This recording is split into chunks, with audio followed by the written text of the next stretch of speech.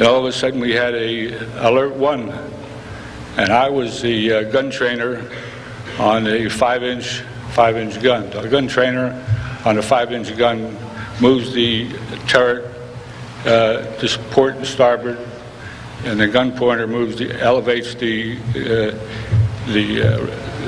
guns up and down. Well, we had the Alert 1, and we just assumed that probably some more airplanes were going to come in. I jumped in my turret, hopped into my seat, put on my earphones, pushed the button to talk to the director of control, and I said, "Dick, what's up?" And just as I said that, but zoom, and it blew me out of my seat, out of my shoes, over by the hatch door. Everything was black, and there were 9 other fellows in the gun turret with me, and all of them were killed instantly. I couldn't see anything, and when I got blown out of my seat, it blew open the hatch door to the turret, and my arm fell across the door. And by that time, this is a matter of seconds, the water was already up to my knees. So I figured I knew it was an abandoned ship, and I was going to get out that hatch and get out of there fast and not wait for the captain to say, "All hands, abandoned ship."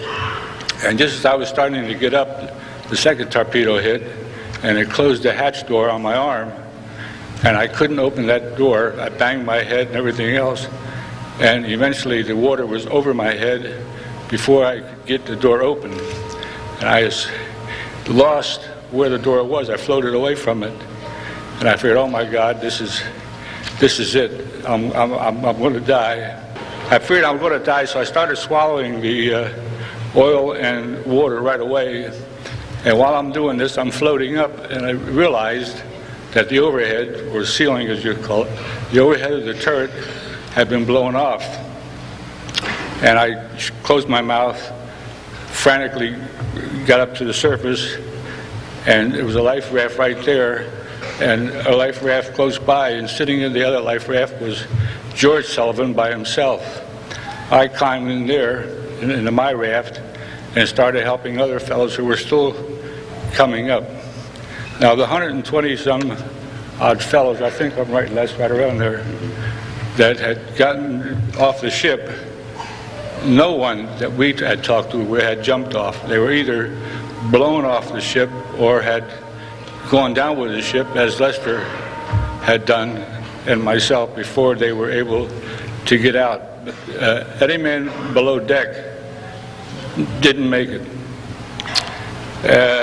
George, I saw him just that first day, and it was hard to recognize anybody unless you asked them who they were, because we were covered with oil from head to toe, and eyes were covered, and the sun reflection burning your eyes and what have you. But the saddest part was watching all the ships take off and leave us. For a very short moment when we surfaced, and Lester shares the same feeling, we figured, my God, most of us have made it anyway. They'll pick us up right away. And here we are screaming and hollering for them to come back and get us, but they were gone. They figured everyone, as Vic said, they assumed that everyone had perished. It was such a terrific explosion. I know when I come up, I looked around, I thought I'd watched the ship go down, but it was nothing to be seen but a big cloud of smoke.